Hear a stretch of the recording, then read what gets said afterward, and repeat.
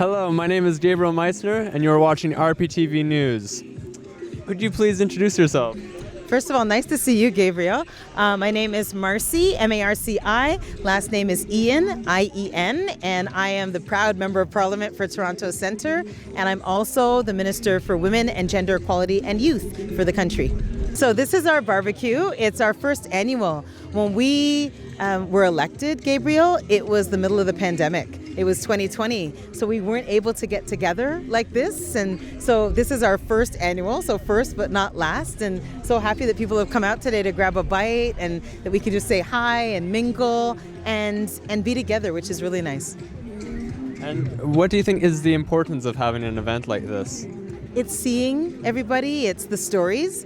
So I love to hear from people who have been impacted by different things. So there are a couple of people I've met today who are here from countries such as Afghanistan, Somalia, right, different countries where our office has helped them to get permanent residency, for example. So people I wouldn't have met, but the people in our office would have been dealing with and servicing and helping, and just coming up and saying thank you because this is what your office did, or this is what helped me. There was a young student here from Spruce Court, and she wrote a letter to me not too long ago with her classmates. So this is when school was in session, and they have an eco club, and they were asking about food and programs for kids in schools. So I was explaining to her about the National Food Program and what the federal government is doing that way, and trying to make a date with her as to when I could come in and visit her class and tell them more. So it's just a gathering place. People know that we're here, and they're coming here to see and connect, which is nice. What is the government doing with the National Food Program?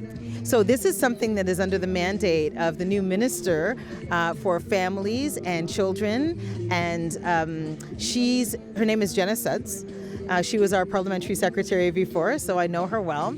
And it's under her mandate to roll out a food program through provinces and territories, and deals with provinces and territories that would provide food for kids in school. Oh, nice. So the youth in Regent Park face various challenges. How do you plan to uplift and empower them? This is what we're doing right now. And so we're still in summer, although it doesn't feel like summer. And under my ministry, we have something called Canada Summer Jobs. And you're one of them. Are you one of them? Okay, so Gabriel, apparently you're one of the people that were hired under Canada Summer Jobs. Wow. So it's great to see you. But that's under my ministry. So it's Women and Gender Equality and Youth. And what that means is that Regent Park TV gets money from the government to hire students. Sometimes it's a first job, but it gives them experiences like you're getting right here as a reporter. It has them in situations where they can learn a craft, they can get a skill set, and then hopefully that leads to university, it leads to a job, but get their foot in the door. And this is something, it's a program I'm so proud of, and as Minister of Youth, it's under my purview. So I was just about to tell you about the program that, Gabriel, you're already in. Thank you so much. I very much appreciate it. But it's good to see you honing your craft. And I should ask you, do you have aspirations to be a reporter? What do you want to do? I want to get into film, actually. As a director, writer. I can tell, yeah. I'm a writer myself, so I can tell. What steps will you take to support and promote the aspirations and needs of women in the neighborhood? So I see everything through the Toronto Centre lens. So even when I'm working on a national scope, I see it through these communities, because these are the communities I serve, this is the community where I'm from, these are the communities that I know. So we have in the Ministry of Women and Gender Equality and Youth something called the Action Plan to End Gender-Based Violence.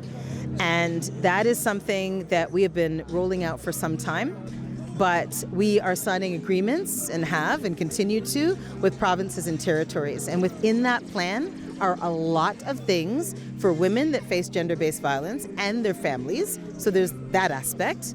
As well, our government has childcare agreements with provinces and territories. And what we know for sure, Gabriel, is that when there's childcare, affordable childcare, $10 a day childcare that's been cut in half across this country, women are free to pursue other dreams.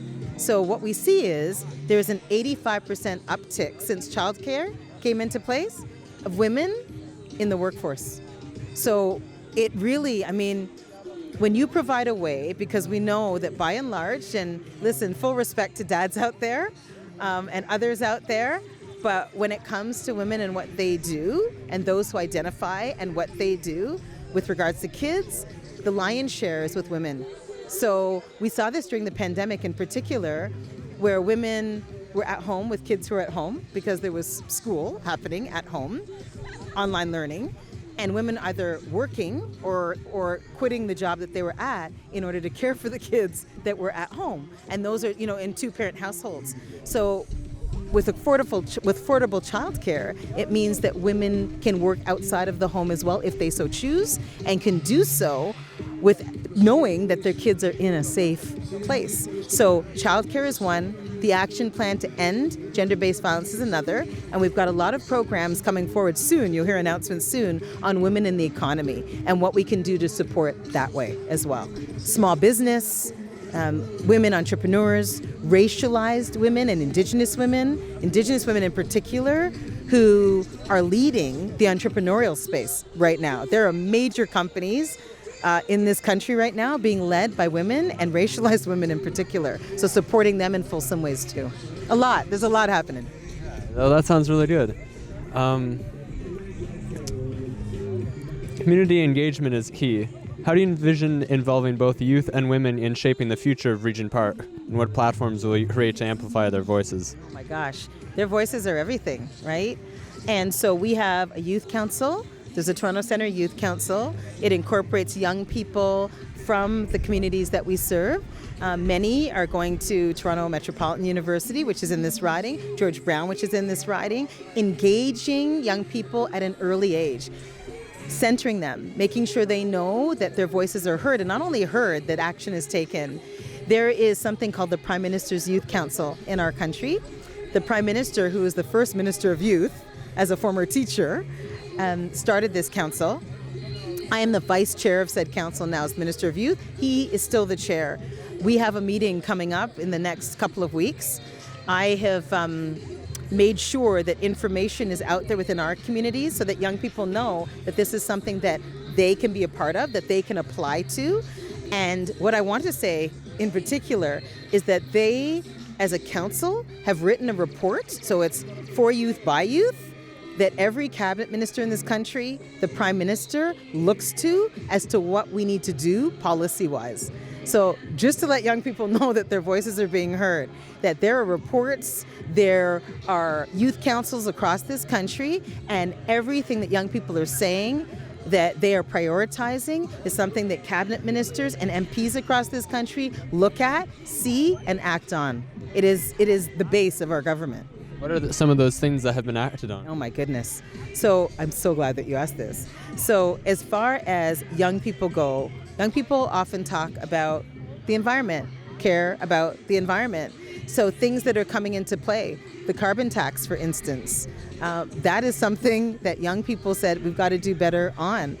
Minister Guilbeault, who's the environment minister, is always in touch and keeping his ear to the ground along with his team with regards to how we move forward on this. Young people are saying, listen, we're the ones that are here.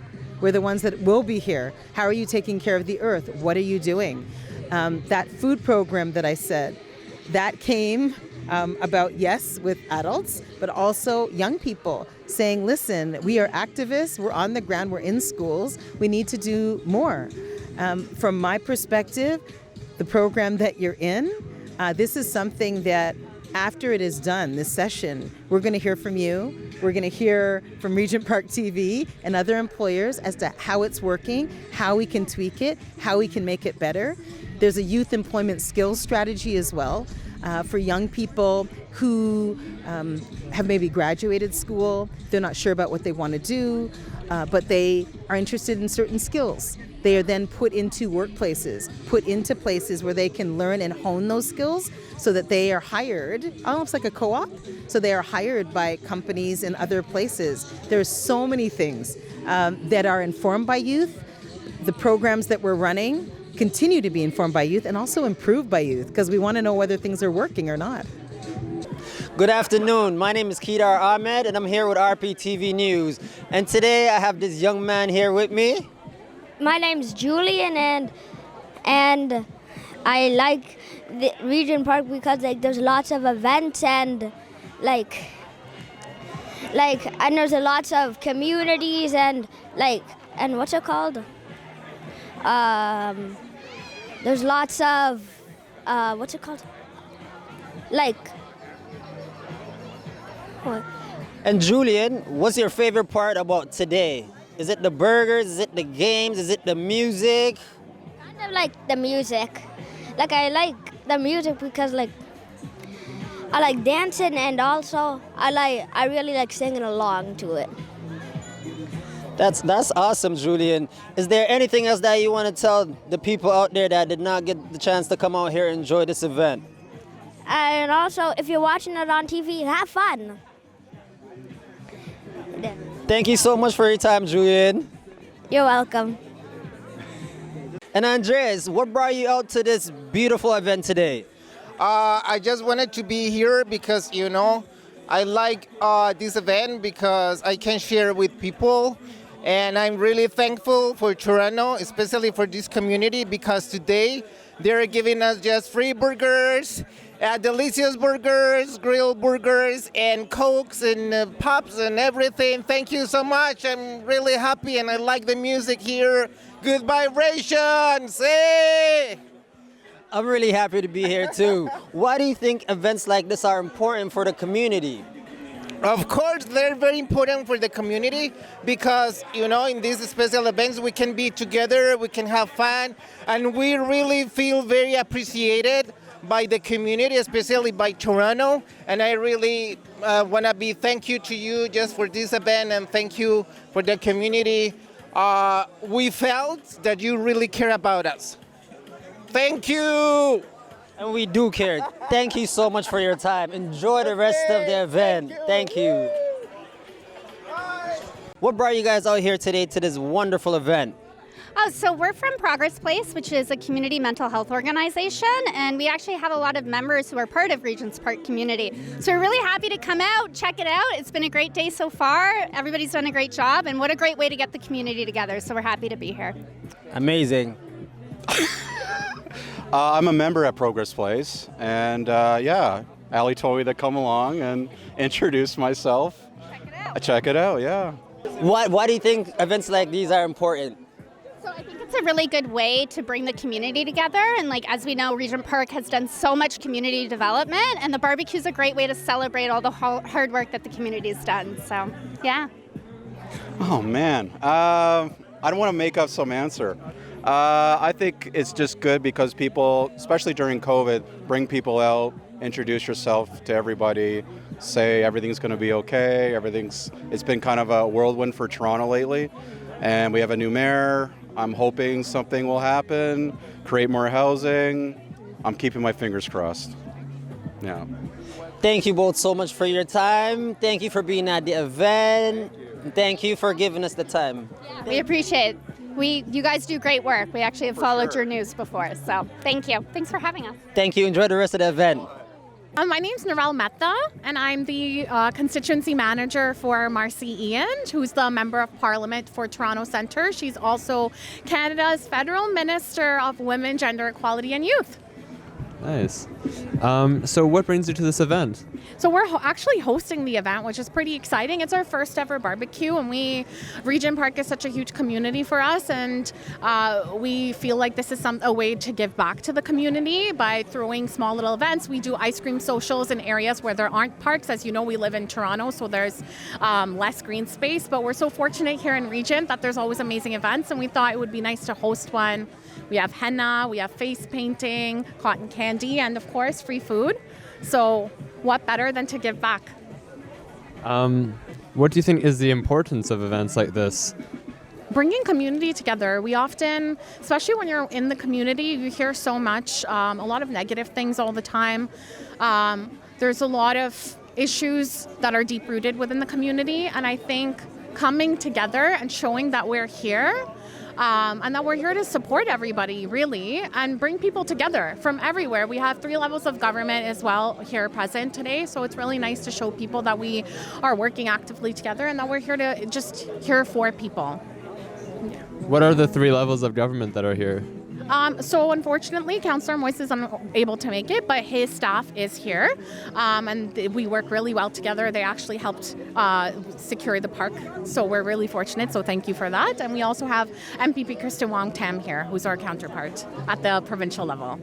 Nice, nice. If anyone needs any help federally in terms of immigration, CRA, community support, if your organization's looking for funding, we can't guarantee, but we are more than welcome to be your advocates and to look into it for you.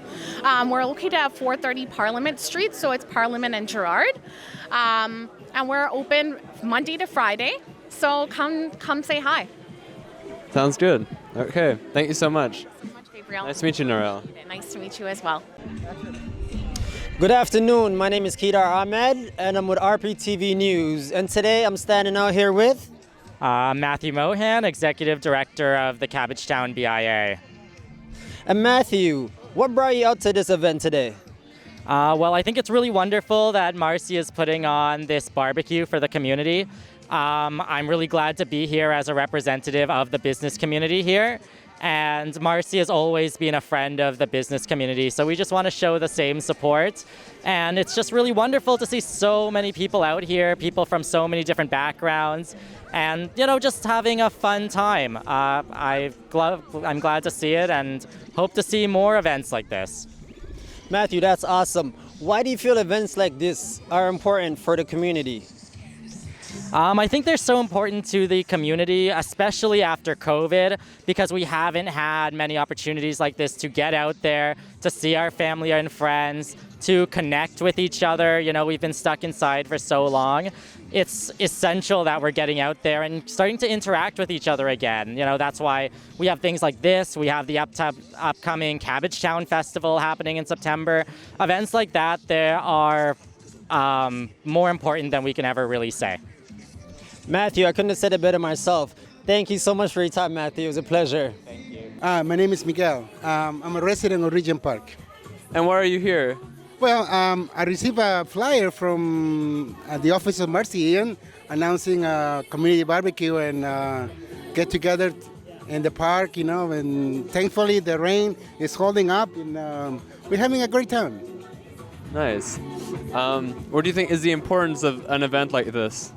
Well, as you know, the summers are very short, and this is a great opportunity to mingle and talk to and catch up with friends. You know, I see some of the police officers from 51 Division, so I know some of them, and members of the community and volunteers and et cetera, et cetera. It's good to see them. Yeah, I saw Kristen Wong Tam, my member of parliament. She's really doing a good job in Queen's Park. What did you think of the food? Well, I was expecting hot dogs. But there's no hot dogs today. There was no vegan choices though. There's no spices, no sauces. I had to talk to Marci Ien about it. Yeah. Are you vegan? No, I'm not, but I have friends that are vegan.